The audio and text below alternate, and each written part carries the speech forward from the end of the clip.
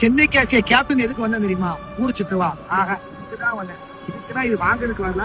Red hills, சென்னையில red hills ஏரியால ஒரு கை குழந்தையோட ஒரு பொண்ணு கஷ்டப்படுற கேப்டன், எனக்கு ஏதாவது ஹெல்ப் பண்ணுங்கடா, என்னமா உதவின்னு கேட்டேன். அவங்க பேப்பர் சொல்லிக்கு இந்த பால் கொடுத்த தப்பா பவுண்டரி இதெல்லாம் வாங்கிட முடியுமானா, செருப்பு வைக்கிற முடியுமா, எல்லாமே ஒரு தாய் மாமனா உங்க அன்பு ஆதரவால கொண்டு வந்து கொடுக்குறேன்.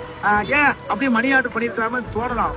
பட் நமக்கு நம்பிக்கையா இருக்கோம்ல, உண்மைதானா நிலவரம் போய் பார்க்கலாம். போய் பார்த்து ரொம்ப இழந்து இருக்காங்க. புடிச்சர் விட்டுட்டானா ஒரு கல்யாண முறையை கடைசி காப்பாற்ற அப்படின்னு தான் காப்பாத்துக்கிறா. நீங்க பெற்ற புள்ளிதானா இது நட்டாந்து விட்டுக்க போறீங்க, நல்லாவா இருக்கு. அதையும் கொஞ்சம் நான் வன்மையா ஆசையை கேப்டனா கண்டிச்சுக்கிட்டேன்.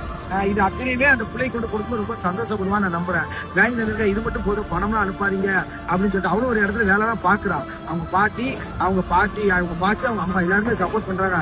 இருந்தாலும் ஒரு பொம்பளை இந்த காலகட்டத்தில் சமாளிக்க ரொம்ப ரிஸ்க்குடா. நல்லா இருக்கியா புருஷன் மனசாட்சி இருக்கிற பிள்ளை கையை சேர்த்துக்க. நான் வந்த முழு நோக்கமே இதான். இங்க போனா ஒரு 5000 இருக்க நான் வாங்கின ஜாமா இதை கொடுக்கத்தான் வந்தேன். இன்னும் ஆதரவால திருநெல்வேலி ஏரியாவில் மட்டும் செஞ்சுட்டு இருக்கிறான். நீங்க 650 அப்பா சென்னை தலைநகரத்துக்கு வந்து ஒரு திருநெல்வேலிக்காரன் செய்த அப்படின்னா அது நீங்க மட்டும் தான் காணும். நீங்க இதெல்லாம் சாத்தியம் கிடையாது. ஆனா சந்தோஷமா இருக்கு, நல்லா இருக்கு. சரியா? இதனால அண்ணன் முடிஞ்ச அளவுக்கு சப்போர்ட் பண்ணுவேன். ஓகேவா? எதை பத்தி கவலைப்படாத, வேலை பார்த்து புள்ளியை நல்லபடியா ஒழுக்கமா வளர்த்து எனக்கு அதுவே போகும். நான் என்னடா ரூபா அனுப்பாம நேரடியாக வந்தா நினைக்காத. அவங்களுக்கு ஒரு நம்பிக்கை வேணும்ல, கரெக்டான இடத்துல போய் சேர்ந்துச்சேன்னு நினைக்கணும். அதுக்காக அவங்க இருக்கிற வரைக்கும் நான் செய்வேன். அப்புறம் இவங்க தோணும். சரியா? நன்றி. நல்லா இருக்கு.